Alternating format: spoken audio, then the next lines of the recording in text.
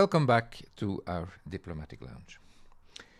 For this, our last episode for 2025, we are going to handle a very hot topic these days, the new war on drugs waged by the United States.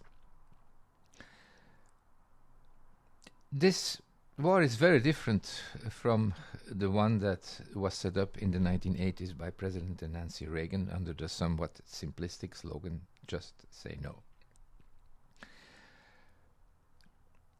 But the question is, will this one work any better?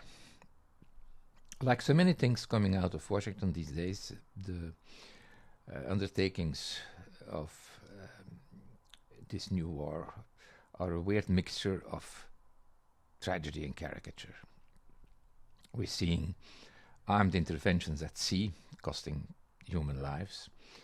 And that's in the Caribbean, which is, of course, a very important part of the world for peaceful sea lanes, for shipping, commercial shipping and pleasure cruising. So it's a dangerous game, once again. And a mixture of chest thumping and, I have to say, kindergarten politics. Because we see not only interventions at sea, but threats of downright invasion of Venezuela, Colombia and Mexico. I won't comment much on the case of Venezuela, a country I don't know very well. I've met President Maduro in Havana in 2014, and to say the least, I was not very impressed neither by his personality nor by his behavior, but that's not the point.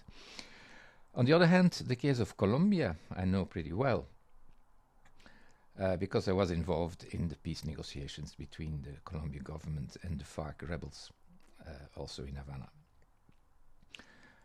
Now, the Colombia situation regarding cocaine production, cocaine often referred to as blow in popular parlance, is one aspect of a very complex and complicated situation that developed over more than half a century of civil war.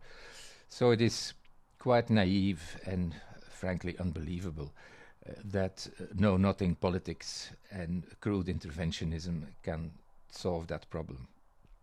It's just the result of situations that nobody, not even in Colombia itself, much less in Washington, D.C., can pretend to control. And there is another outstanding fact that we have to bear in mind. Why is there such a massive flow of blow from Latin America to the United States? Well, the simple fact is that the market is there. It's a matter of demand and supply. We can ask ourselves why so many people in the US and elsewhere seek refuge in artificial paradises. It's probably not because many people are living very satisfactory lives these days, but that's another matter altogether. Now, given the increasing militarization of the US-Mexico border, it's obvious that the sea lanes for cocaine traffic are ever more important. It's not a new fact.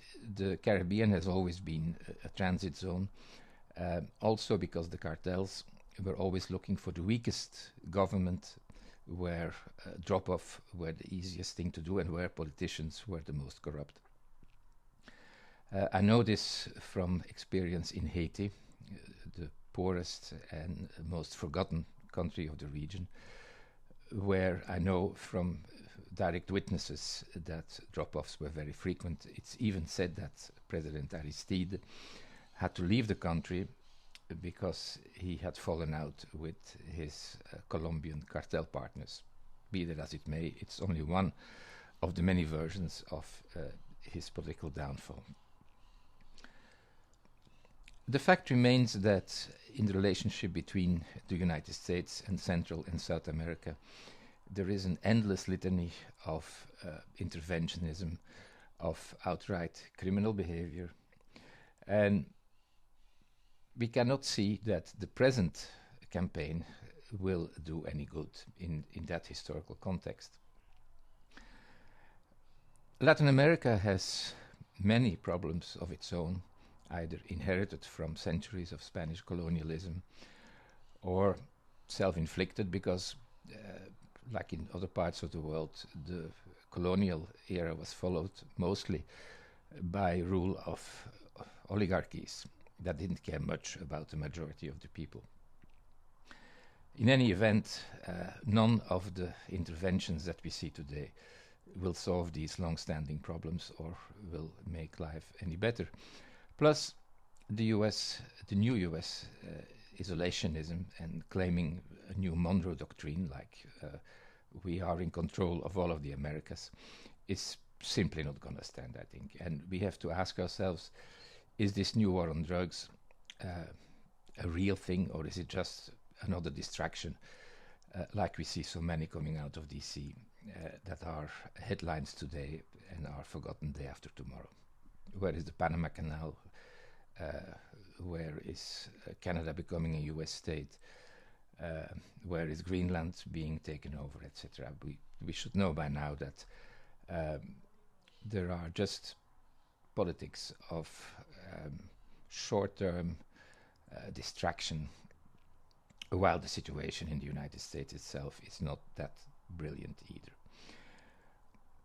I don't want to criticize the US without also criticizing ourselves as Europeans, because there isn't a day that I'm not upset and even incensed by our division and our weakness. But none of the policies that are coming out of Washington these days will make things better, neither for Europe nor for the world. There is a bit of a paradoxical aspect to it. If the new US policies work in the end as a wake-up call for the European Union, and we learn to stand on our own 2 feet and claim our place in the world, we may actually have to thank the present US administration for them. But that day seems far off still. It's Christmas time. We all indulge in some bling these days to decorate our trees. I can only hope that come January, when we take the trees down, some of the glitter and the tinsel will also disappear from the seat of power in Washington, because it feels now really as camouflage for emptiness and policies that really bring no future, neither to the United States nor to the world, I should say. This is the last episode of our Diplomatic Lounge in this year 2025.